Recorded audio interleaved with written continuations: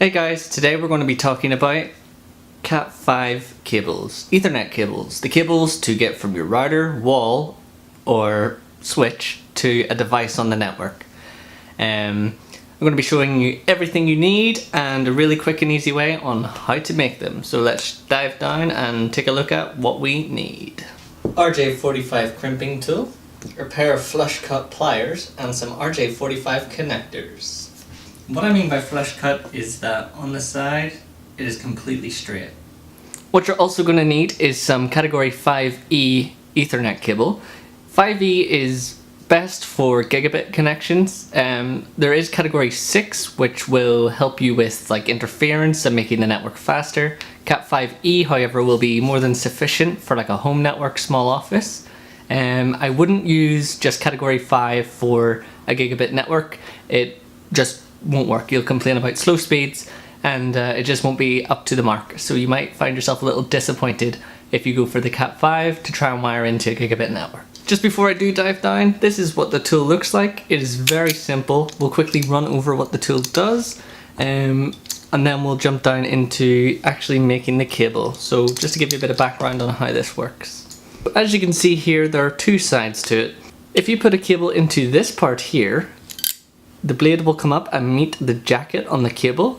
If you turn it around, it will strip the cable and then you can just pull it off. This part here is simply to cut. If you put a cable through here, like so, it will cut the cable and also strip about ½ inch off the end for you. You can see up here we've got two different little holes. This is the hole we'll be using. It's the RJ45 crimping head. What happens in this tool, I'll quickly show you. So as you can see here guys, whenever I crimp this down, these little dots come up. Now what that does is that meets with the silver contacts on the RJ45 connection. That will actually push them into the cable and it will catch a grip on it. It'll also push down this piece of plastic and that will grab onto the cable jacket, which makes the cable a lot sturdier. One more thing before we go into it, there are two types of Ethernet cable that you can get. So in Cat 5E, you've got solid core and stranded core. Which one do you use and when? Solid core cable, there is sometimes a bit of confusion around what it does. So solid core cable is specifically or more so recommended to be used in walls. You wire it in through your walls and you have it come out at an endpoint. The reason for that is it is much less durable when being bent and used a lot, where stranded core is a lot more flexible. Stranded core, there's a bit of debate about stranded core. Stranded core is definitely the cable you want to use if it's something someone will be using or taking in and out of a device. For example, you've got a computer in your office, you want to route it from the router to your computer. You'll be taking it in and out, you know, a few times. That's when you want to use stranded core. For solid core, you really don't want to use it.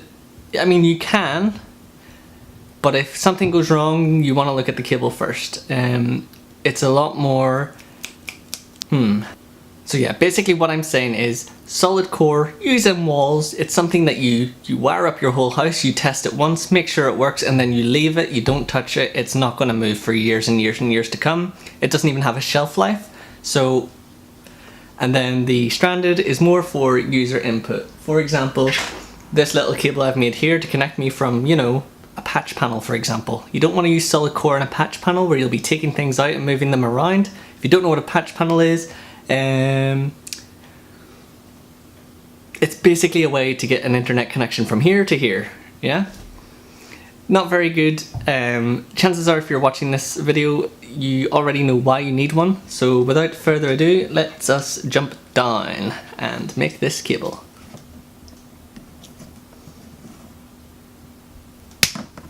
Okay guys, for the purposes of this demonstration, I'm using a cable that's just over 1 foot long. And what we'll need for this is our section of cable, 2 RJ45 connectors, crimping tool, and optionally some flush cut pliers. Now the reason I say optionally is because this tool will do everything. I just prefer using this to to get closer and to see actually where I'm cutting. Now, one of the most important things, well, first off, I should mention I'm using solid core for the demonstration. It doesn't matter which cable you're doing, just as long as you get the colors in the right order. Now, I will say with solid core, you don't want to go bending it like at 90-degree angles or being really rough with it. There is a bit of debate about this.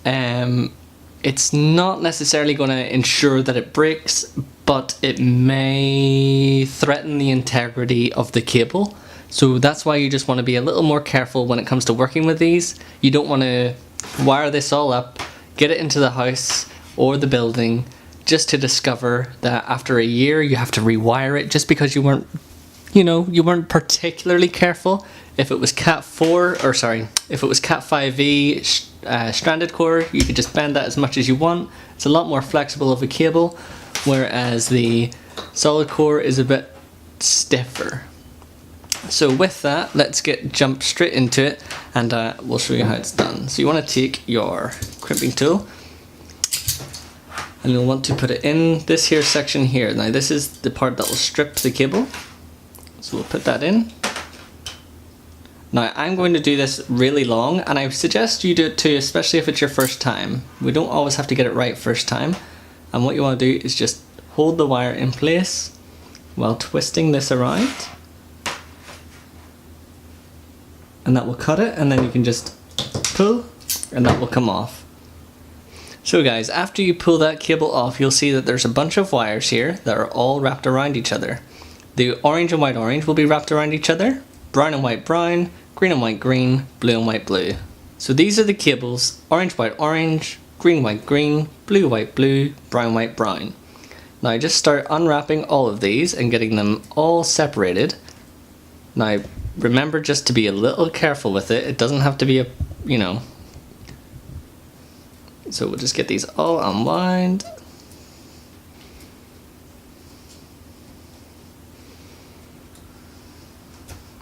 Okay, so as you can see here, I have got all of the wires unwound, and they're in just a random order right now. What I'm going to be showing you is how to get this cable into this as if this is facing you. So whenever you see me hold this, just remember that the clip is always going to be pointing away from me, and we'll be putting it in this way. Now the idea is to get these pins into these gold contacts in the right order. So the order is orange and white orange, green and white blue, blue and white green, brown and white brown. So we will have to rearrange these cables into that order so that when we slide this in here, this way, they will be in the right order and ready to crimp. So give me just a moment and I will start getting these in the right order, and then I'll show you the rest. Okay, as you can see, orange, white, orange. This is the green and white blue. Might just be a little difficult to see. Blue and white green, brown and white brown. Now these cables right now, these little strands, are very far apart, and we need to get it to fit inside of here. So a little bit of advice is to push them all together and just sort of wiggle them a wee bit, and that will start to get them all bunched up. See how they're much closer now already? So we'll just bend that one a wee bit more. So as you can see now, they are much closer together, and that should be fine for what we're doing. So just quickly make sure that they're apart. Now this is where you can use either this tool here or this. So what you want to do is put your thumb right up to the tip and make sure you cut this as straight as you can. So now, whenever you push this in, it's going to be all flat and all of them will be able to reach the top.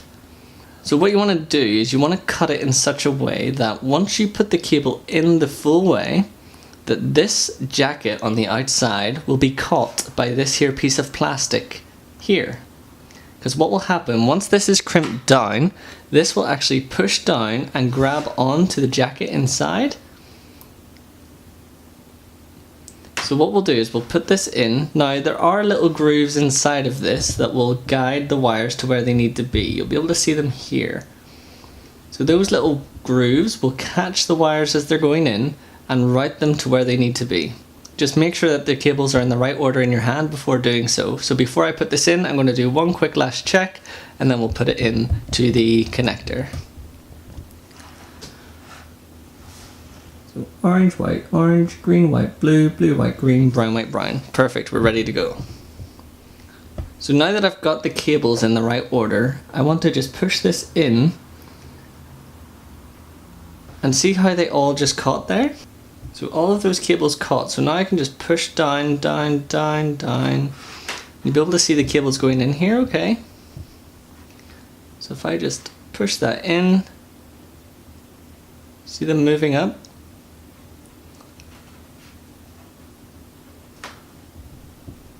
So now, what you want to do is you just want to take a look at it, top down, and make sure, see the way up here, all the colors are at least on the gold?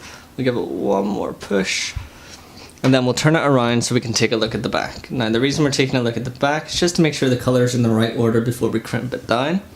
Orange, white, orange, green, white, blue, blue, white, green, brown, and white, brown. So we're good to go. This is arguably the fun part, so let's do that now. So now that that's in and pushed down and we can tell that the cables are in the right order, you'll take your crimping tool and you'll see here that it has a hole that this will fit in, like this. I was holding it the wrong way. So you can see here there's a hole that it will fit in. That will slide in there.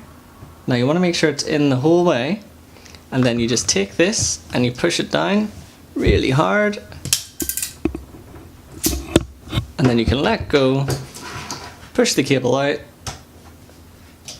and there you have it. So as you can see what I was talking about, this piece of plastic comes down and actually grabs onto the jacket of the cable. Now this just makes it a little more robust and stops it from falling off. Just gives the cable a little more integrity, especially if it's a cable that's going to be plugged in and out of devices, especially by people who may not know what they're doing. It just makes the cable that little more robust, and it really was as simple as that. So you've just made your first Ethernet cable. Wasn't that hard, right? The beauty of this is that you can make the cable any size you want. We've got a foot, there's about 1.5 feet. I think I've even made this. Like, do I need it? No, but I'm sure it'll come in handy. Maybe on a patch panel. So now all you have to do is replicate this for the other end, and you will have made both ends of your Ethernet cable, and you'll be able to plug this in and use it and get those dope internet speeds. So guys, I just made this video. I'd seen a few videos floating around on the internet, and I felt personally they weren't maybe the best. They were very rough with the cable, you know, suggesting that you do this to break the sheathing. It's not really best practice. You don't want to do that. It could degrade cable quality, especially if it's something you're putting in the walls. It's just not good practice. So I thought I'd just run down the whole making of, make a quick video. So hopefully this was very informative for you guys. If so, let me know. If not, what can you do? So guys, that'll get you up and running, ready to make your cables. If you need any of the products shown in the video,